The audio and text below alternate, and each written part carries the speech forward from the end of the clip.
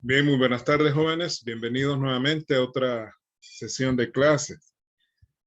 Antes de comenzar con el tema que hemos dejado ahí pendiente, informarles de que, de acuerdo el día de ayer, pues el licenciado Erazo, que es el decano de la facultad, nos dio un lineamiento que ha establecido la señora rectora, en el sentido de que originalmente nos habían dicho de que íbamos a dar 2 sesiones de clase y que luego el tiempo restante se iba a cubrir con tareas y otro tipo de actividades que no van a ser sincrónicas, pero que ha habido un cambio en las directrices y que ahora pues debemos dar prácticamente la clase completa hasta las 4 de la tarde en este caso.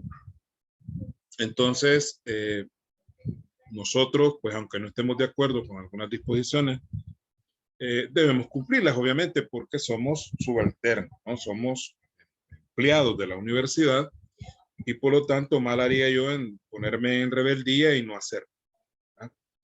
Ahora bien, hay que entender de que venimos de una jornada matutina y que ya en la tarde, pues cuando ya la voz empieza a fallar un poco la garganta y a tener unos problemas, pero me gusta mucho un poco la idea porque podemos avanzar un poco más, ¿no?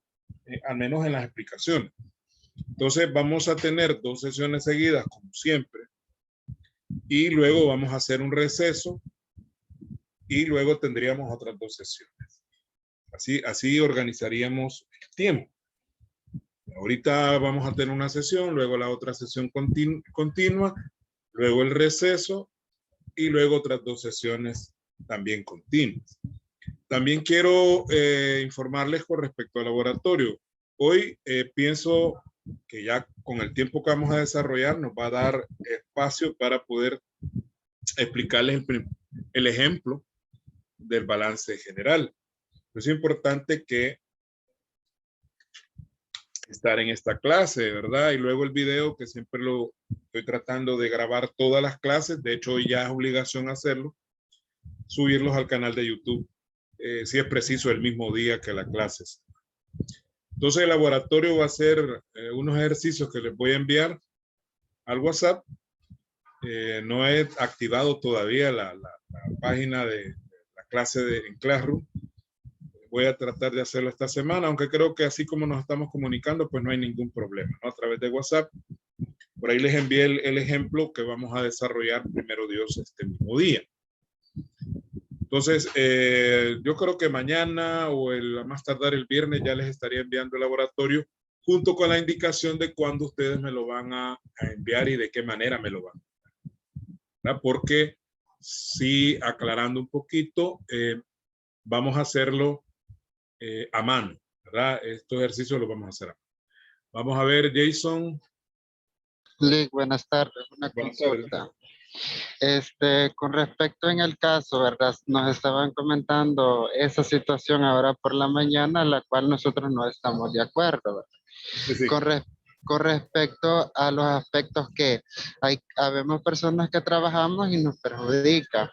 Y de igual forma, nosotros el ciclo pasado nos tocó lo mismo, que el docente nos impartía clases las 4 horas y nos afectó bastante. Entonces mi pregunta es, Lick, ¿y si en el transcurso de la clase se nos acaba el intro? Porque en mi caso yo soy una persona que no cuento con internet residencial, sino que es con paquetes. Entonces, y si en el transcurso de las 2 clases mi teléfono, o sea, se me acaba el paquete o se me apaga, porque también si bien es cierto, el uso del celular en el transcurso de todo el día se tiende a sobrecalentar y todo eso. Entonces, ¿qué pasará en esas situaciones? Vaya, tenemos la opción de los videos subidos al canal. Eso es una opción que de alguna manera, pues algunos pueden hacer uso de esa herramienta. Igual el material siempre se les va a estar mandando en PDF. Sin embargo, yo voy a hacer llegar la inquietud, que no sé si los demás, creo que no todos, pero sí algunos que tienen esas dificultades del internet del trabajo, que a veces les dan chancecito un ratito para poder conectarse. Yo voy a llevar esas inquietudes ante el señor decano para que él la lleve al Consejo Superior y ahí pues se tome una decisión, porque creo que en varios grupos está habiendo el mismo problema. Por el momento vamos a tratar de cumplir, ¿no? Yo quiero que me entiendan en ese aspecto. Yo voy a tratar de cumplir la indicación y hacerle llegar al licenciado Erazo sus inquietudes. Y siempre tengamos la opción del video. Ahorita está grabándose el video y yo lo voy a estar subiendo el mismo día a YouTube, ¿verdad? Por el momento así vamos a trabajar y espero que nos den una solución. Yo no sé de dónde han sacado esa nueva idea. Yo creo que tengo la impresión, no sé, yo soy un poco mal pensado. Bueno, no es mal pensamiento, sino que han contratado algún asesor o asesores por ahí que son los que están dando estas ideas. Porque, asesores malos, por cierto. Sí, porque nos están controlando más. A mí me pidieron la clase pasada, ¿ustedes se acuerdan que tuve que suspender ahí porque le tuve que enviar el enlace al licenciado Erazo sobre la clase que estaba dando? Pero es que la cosa es, Lee, que ellos pueden tener los recursos, pero existimos personas que no contamos con ellos, entonces tienen que ponerse quizás en el plan de nosotros también, porque quieras o no, pues, y suena feo, pero el salario de ellos sale de nuestras mensualidades, entonces ellos tienen que deberse a uno. Sí, no, aunque suene feo, es la verdad. Y la verdad es que son amargas a veces, pero hay que decirla. Sí, diga. Sí, porque fíjese de que en mi caso, como el de muchos compañeros también, estábamos becados por alcaldías, pero debido a los cambios que han habido, entonces a muchos de nosotros nos han quitado la beca, entonces nosotros optamos por buscar un trabajo adecuado al horario que nos estaban dando ya desde el ciclo pasado, porque desde el ciclo pasado nos estaban dando unos docentes así. Entonces, y nosotros habíamos tomado como esa modalidad mientras seguía las clases así virtuales. Ya cuando fueran presenciales, ya nosotros íbamos a ver qué solución nos dábamos, pero ya que nos salgan con eso, ya nos vienen a perjudicar todo a nosotros y además ahora nosotros nos estamos pagando el estudio, nadie nos está ayudando, entonces sí, ahí sí se nos está dificultando bastante. Bueno, yo en realidad pues voy a hacer un canal, ¿no? Que voy a hacer llegar sus inquietudes, como les repito. Y que lo sepa YouTube entero, Lee. ¿Ah? Diga. Y que lo sepa YouTube entero, le digo, nuestras inconformidades. No, y va a quedar registrado, ¿no? Para la posteridad. Pero yo voy a hacerle llegar al licenciado Erazo, que es mi jefe inmediato de esta situación. Pero como les digo, ¿verdad? Yo en este momento voy a tratar de cubrir hasta las 4, ¿no? Y espero que en el transcurso de la semana pues haya alguna respuesta. Bueno, vamos a empezar. Vaya, Lee, que está bien, gracias. Bueno, estamos acá, estamos hablando de los rubros del activo corriente. Recordando un poco la clase pasada, pues dijimos que el activo, al igual que el pasivo, se clasifica en corriente y no corriente. El corriente es aquellos activos cuyos beneficios se espera obtener en un ciclo normal de operaciones, que aclaramos que nosotros convencionalmente decimos que son 12 meses, un año, del 1 de enero al 31 de diciembre. Pero que en la práctica, en la realidad, ese ciclo normal de operaciones puede ser mayor de un año, puede ser menor de un año, sobre todo en las actividades de tipo agrícola y en algunos otros tipos de actividades, ¿verdad? Porque hay productos que se venden rápidamente y por lo tanto el flujo de efectivo que genera la empresa es mucho más acelerado que el de otras. Por ejemplo, no es lo mismo una empresa que da fiado, por ejemplo, una casa comercial donde las cosas se venden fiadas a 24 meses, a 18 meses, a 36 meses, que una empresa o un supermercado que vende en efectivo la mayor parte de sus productos y que el dinero se recupera prácticamente a diario. Entonces, son cosas que hay que considerar, pero nosotros, para efectos de la clase, vamos a saber de que corriente es menos de un año o menos, perdón, y el no corriente va a ser más de un año. Así vamos a tomarlo convencional. Entonces, los rubros del activo también hay que aclarar de que se ordenan de acuerdo a su disponibilidad, dijimos la última clase, y que la disponibilidad quiere decir aquello que sea más fácilmente convertible en dinero. Lo que se puede convertir en dinero o en efectivo más rápidamente va a ir primero y vamos a ir dejando por último aquello que sea más difícilmente convertir en dinero. De ahí que dentro del activo corriente tenemos los primeros rubros, por ahí nos habíamos quedado. Efectivo equivalente, que tiene 3 cuentas: caja, bancos e inversiones temporales, que son los valores más líquidos que tiene una empresa. Al decir más líquidos, significa que se pueden convertir en dinero más fácilmente. De hecho, el dinero de la caja y el que está en bancos, ni siquiera necesitamos convertirlos porque de por sí ya son dinero. Las inversiones temporales sí hay que venderlas, pero igual su característica es de que se mantienen con propósitos de poder ser vendidas lo más pronto posible. Más adelante, cuando lleguemos a la teoría del cargo del abono, vamos a ver ya en detalle cómo funciona cada cuenta de esto. Tenemos los anticipos, ¿verdad?, que también es un rubro del activo corriente. Primeramente tenemos el pago a cuenta, retenciones y percepciones, que es una cuenta de índole tributario y que es activo corriente porque generalmente estas deudas que se tienen con el fisco se pagan mensualmente. Entonces, si esto se tiene que pagar mensualmente, pues tiene que ser corriente. Siempre, ¿verdad? Siempre va a ser corriente. Ahora, ya las primas de seguro, los alquileres pagados por anticipado, los intereses pagados por anticipado, ahí les he puesto entre paréntesis la parte corriente. Eso les dije yo en la clase pasada que lo iba a explicar en esta clase, ¿verdad? Vamos a ver si logramos hacer esto, permítanme. Vamos a invocar a la pizarra de Zoom, que no es muy buena, por cierto. Vamos a dejar de ver el esquemita. ¿Qué pasó acá? Permítanme.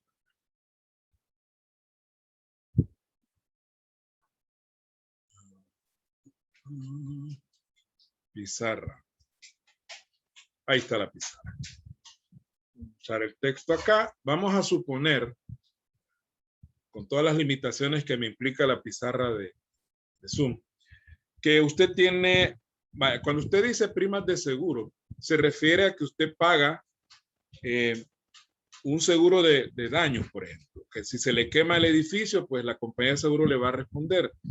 Todos los seguros se pagan anticipados. No hay ningún seguro que se pague de manera vencida, si no, no tiene sentido. No tiene chiste para la compañía de seguro que usted le paga hasta que haya vencido el mes. Generalmente las primas de seguro se van a pagar por anticipado. Por eso es que yo le llamo primas de seguro y no le llamo seguros pagados por anticipado, porque eso es como redundancia, ¿no? Todos los seguros se pagan anticipados. Vamos a poner un ejemplo sencillo. Digamos que usted ha pagado... permítame. Sí, tiene que funcionar. Permítame. Ahí está. Usted ha pagado $6,000. $6,000 y esto equivale, vamos a suponer que a 15 meses. 15 meses que usted ha pagado anticipadamente de seguro. ¿Ya? Ahora bien, si usted va a elaborar el balance y tiene esta información,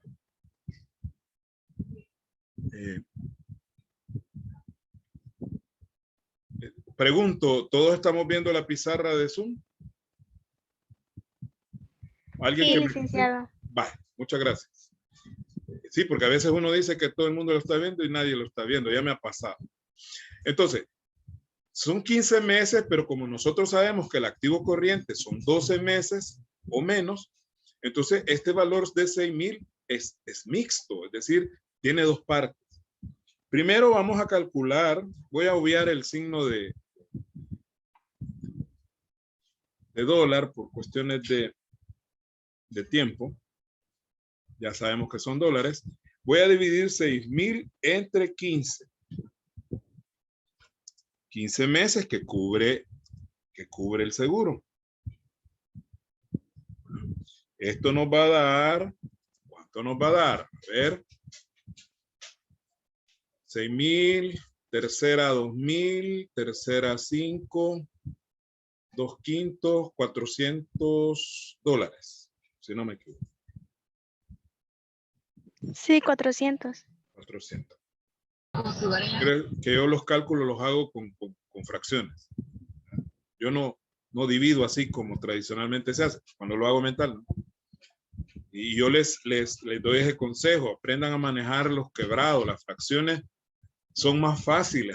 Aparentemente es difícil. No, es lo más fácil del mundo. Por ejemplo, yo 6,000 entre 15, lo que dije yo fue tercera de 6,000, 2,000, tercera de 15, 5. 2,000 entre 5, 2/5 igual a 1/4. 400. ¿No? Bueno, pero eso ya es mentalmente. Ahora, ¿cuánto va a ser lo corriente? Lo corriente, vamos a poner CTE corriente, van a ser 400 por 12 meses, que es lo que cubre lo corriente, y 4 por 12 es 4,800. Eso sería la parte corriente. Y la parte no corriente sería 400. ¿Cuántos meses me faltan ahí? Para llegar a 15, me faltan 3 meses, ¿verdad? Entonces, esos 3 meses serían lo no corriente. 4 por 3, 12, 1,200. Y si nosotros sumamos 4,800 más 1,200, nos da 6,000, que son el pago total. Pero para la hora de hacer el balance, yo voy a dividir la cantidad.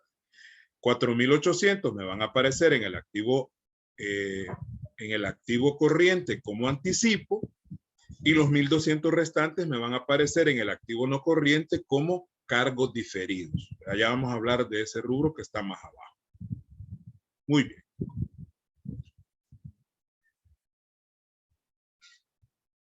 A ver acá. Bien, yo creo que está claro. Vamos a cerrar la pizarra. No se preocupen por los cálculos, porque vamos a, ¿cómo se llama? En el ejercicio vamos a ver ya otros números. Ahorita, porque quería que quedara claro eso, de que la parte de anticipos, vamos a poner la parte corriente, o sea, lo que cubre 12 meses. Y la parte que sobra la vamos a trasladar a cargos diferidos en el activo no corriente. ¿Por qué razón? Porque esos activos, esos 3 meses que vimos en el cálculo, los beneficios van a venir hasta después de un año, por lo tanto es no corriente. Y los anticipos por productos y servicios, que generalmente pues son de carácter corriente, porque las personas normalmente pagan anticipo por una mercadería no para 2 años ni para 3 años. Generalmente los anticipos que las personas pagan son para 15 días, un mes, plazos de esa forma, ¿no? Casi siempre los anticipos son de tipo corriente. Correcto. Vamos a ver. Seguimos con el activo corriente. Miren. Tenemos cuentas y documentos por cobrar. Y dentro de las cuentas y documentos por cobrar tenemos los deudores comerciales y los documentos por cobrar. En general, este rubro se separa de las otras cuentas por cobrar que están más abajito, porque estas deudas que nosotros tenemos ahí son las que vienen de las operaciones normales del negocio, es decir, de la venta de mercadería que le hacemos a los clientes. Entonces tiene que ir separado para efectos de entender mejor cómo está la situación de la empresa. Recuerde que el balance, al igual que el estado de resultados, se somete luego a un proceso de análisis e interpretación de estados financieros, que creo que ustedes están llevando, no sé si me equivoque, y que, pues si no está bien clasificado el balance, no está bien agrupadas las cuentas, nos pueden inducir a error en cuanto a las razones financieras cuando calculemos la prueba del ácido, la prueba circulante, la rotación de cuentas por cobrar, etc. Entonces, esto, repito, documentos, cuentas y documentos por cobrar son deudas que provienen de la venta de mercadería más que todo. Y tenemos en un rubro aparte otras cuentas por cobrar que provienen de otro tipo de operaciones. Ahí vamos a poner los deudores varios, que son deudores por diversas causas, el crédito fiscal IVA, que si bien es cierto, tiene que ver con la venta, pero que no es en sí la venta, ¿no? Es un valor de tipo tributario. Intereses por cobrar, si es que le estamos cobrando el interés a alguien que nos debe. Préstamos a funcionarios y empleados, que es cuando algún empleado pide un préstamo y entonces esa es una deuda a favor de la empresa. Y accionistas, cuando los accionistas tienen alguna deuda con la empresa. Y por último, dentro del activo corriente, voy un poquito más rápido porque esto en todo caso es algo que ya se vio y me interesa mucho cubrir la parte del ejercicio hoy, pero tampoco me voy a ir a la carrera así a lo loco para, no se trata de eso.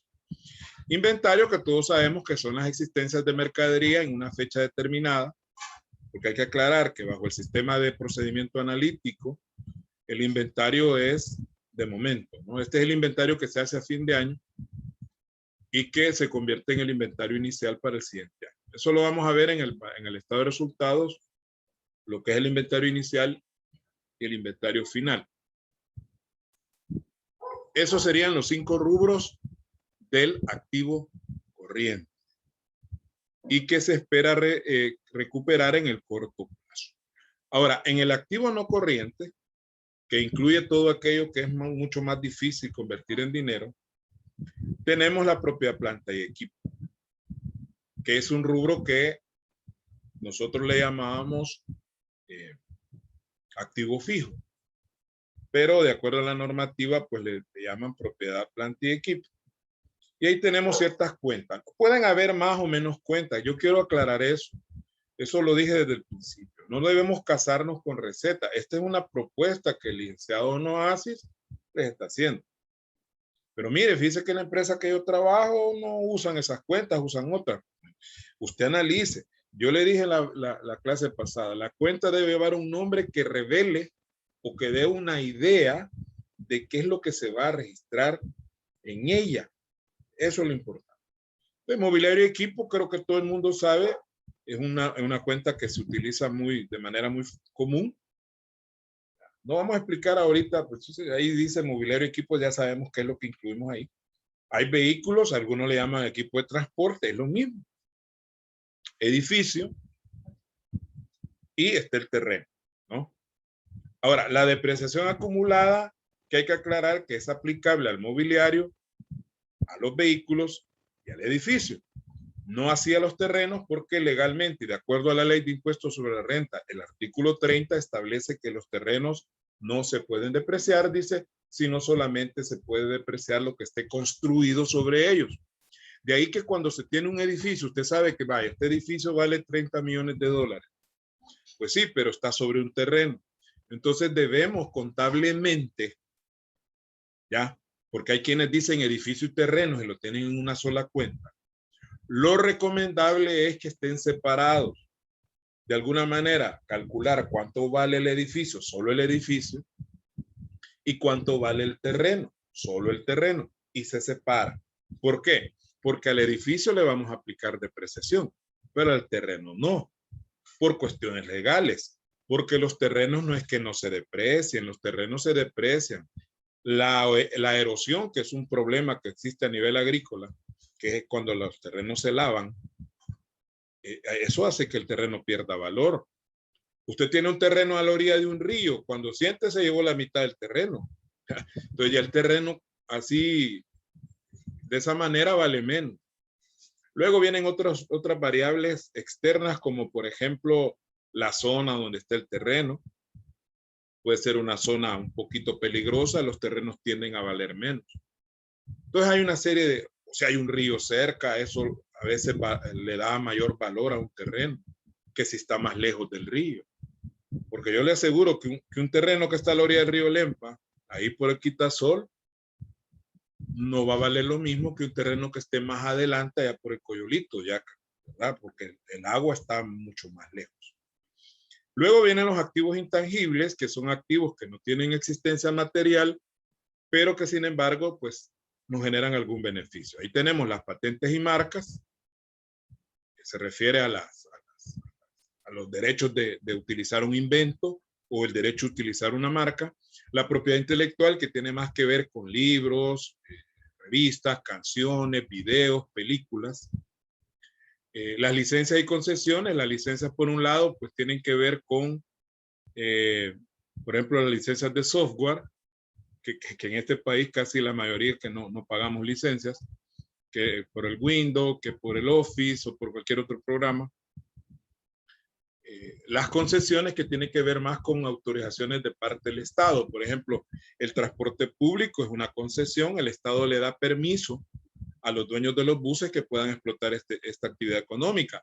Lo mismo, las radios tienen concesiones para usar el espectro radioeléctrico que le llaman para poder transmitir la señal, lo mismo que las televisoras. O si alguien encuentra petróleo, pues eso es también propiedad del Estado y el Estado hace una concesión. Y la plusvalía comprada, que también le llamamos derecho de llave, se refiere a cuando usted, por ejemplo, usted compra una empresa, pero es una empresa exitosa, es una empresa que tiene clientela, que ya está establecida.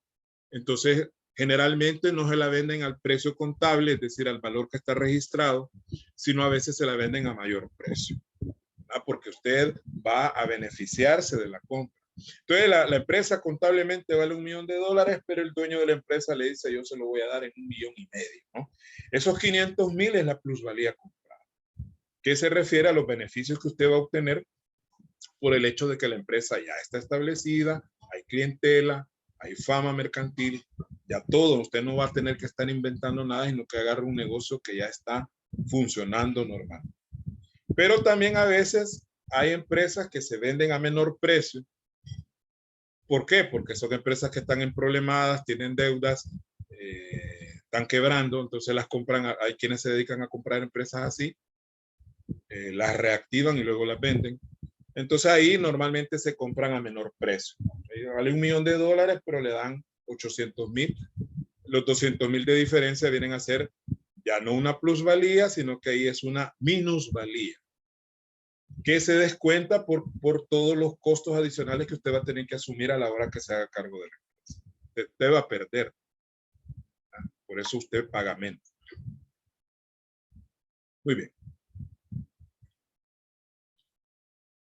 Seguimos dentro del activo no corriente y aquí llegamos a los cargos diferidos, que es lo que les estaba explicando.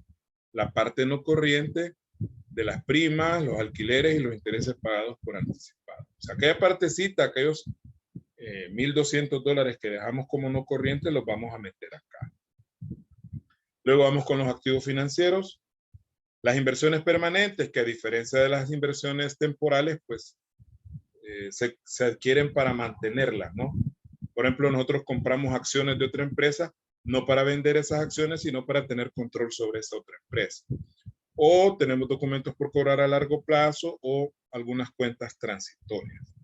Y otros activos no corrientes, pues tenemos pérdidas diferidas y costos capitalizados, que son cuentas que se utilizan en cierto tipo de contabilidades. Por ejemplo, los costos capitalizados se usan en la parte de agrícola. Por ejemplo, en el café, todos los costos generados por la plantación al 31 de diciembre se capitalizan, es decir, se dejan como un activo, porque la cosecha generalmente se va a vender hasta el siguiente año y hasta entonces se van a liquidar esos costos. Pero cuando lleven agrícola, pues creo que ahí les van a explicar esta situación, los famosos costos de explotación. Vamos a los rubros, al rubro del pasivo corriente. Ahora bien, si los activos se ordenan de acuerdo a su disponibilidad, los pasivos se van a ordenar de acuerdo a su exigibilidad. ¿Qué es eso? La exigibilidad es que primero van a ir las deudas. Recuerda que el pasivo son deudas. Primero van a ir las deudas de corto plazo, o sea, las deudas que sea más urgente pagar. Y por último vamos a dejar las deudas que tengan más tiempo para pagarse, o sea, deudas a largo plazo. De ahí que dentro tenemos el primer rubro que se llama cuentas y documentos por pagar. Ahí tenemos los acreedores comerciales y los documentos por pagar. Así como allá en el activo teníamos cuentas de documentos por cobrar y que dijimos que son las que tienen que ver con la venta de mercadería, acá estas dos cuentas tienen que ver con la compra de mercadería, es decir, las deudas que tenemos con los proveedores. Quiero aclarar de que la famosa cuenta esa de proveedores o cuentas por pagar, aquí le llamamos acreedores comerciales de acuerdo a la normativa internacional, así se les llama, acreedores comerciales, que son los mismos proveedores, ¿no? Acreedores por razones comerciales, es decir, nosotros les debemos por mercadería que les hemos comprado fiada.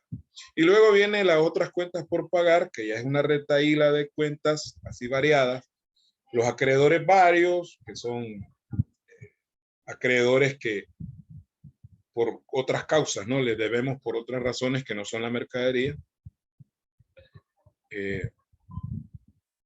Por ejemplo, si le debemos a CAES, le debemos a ANDA, le debemos a cualquier empresa que nos brinda servicios como cable, internet, agua, teléfono,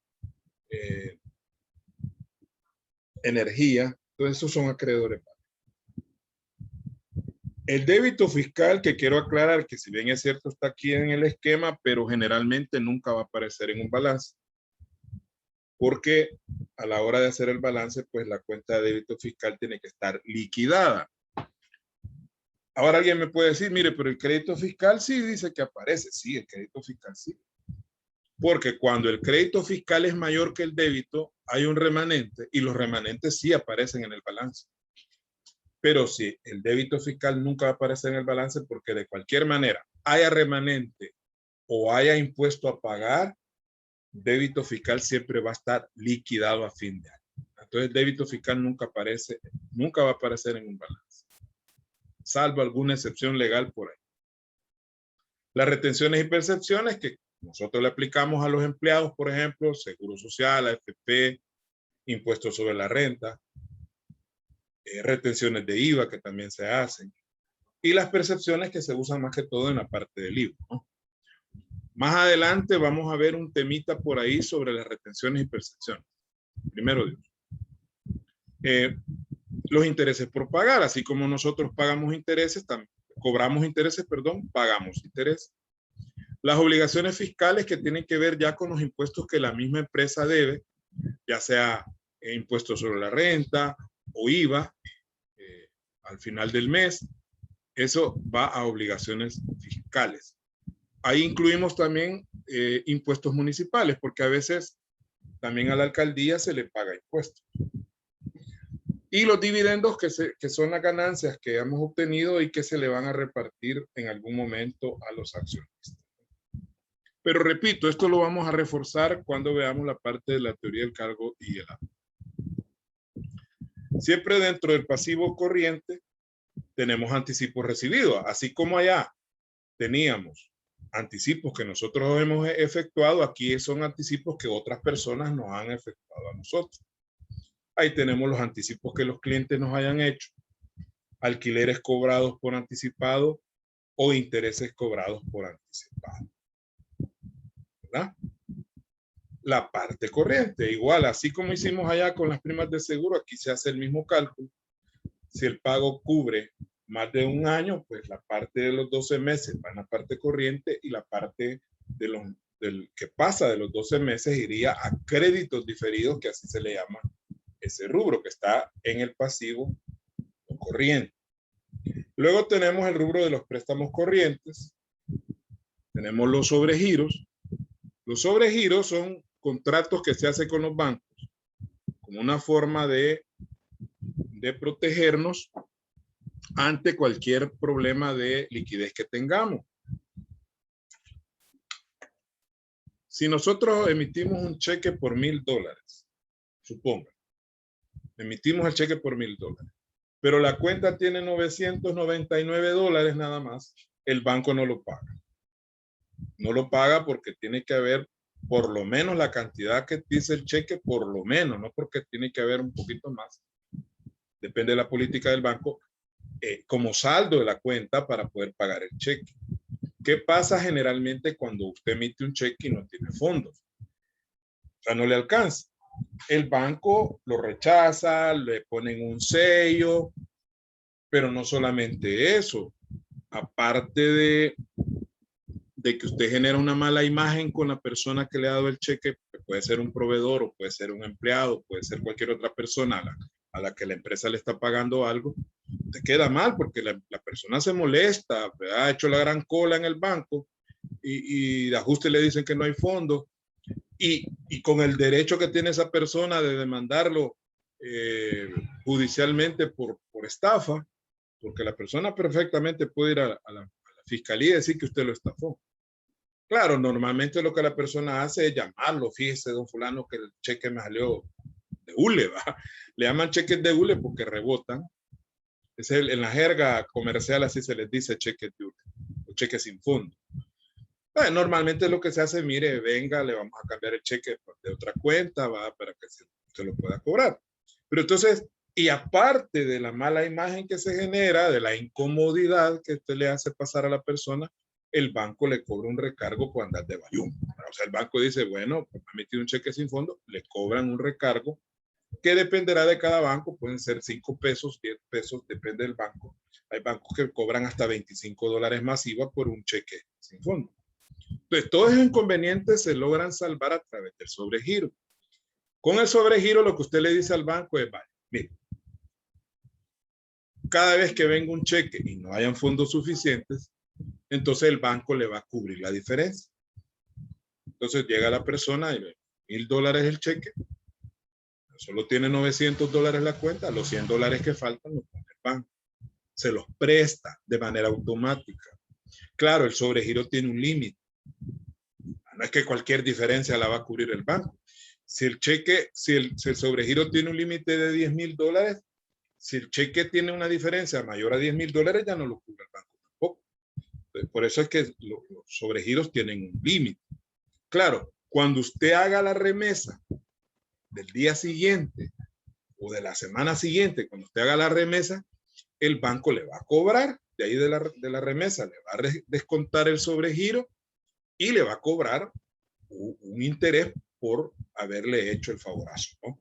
Entonces, en eso consiste el contrato de sobregiro, que es un préstamo rotativo. Se llama rotativo aquellos préstamos que cuando se pagan, usted vuelve a disponer de la misma cantidad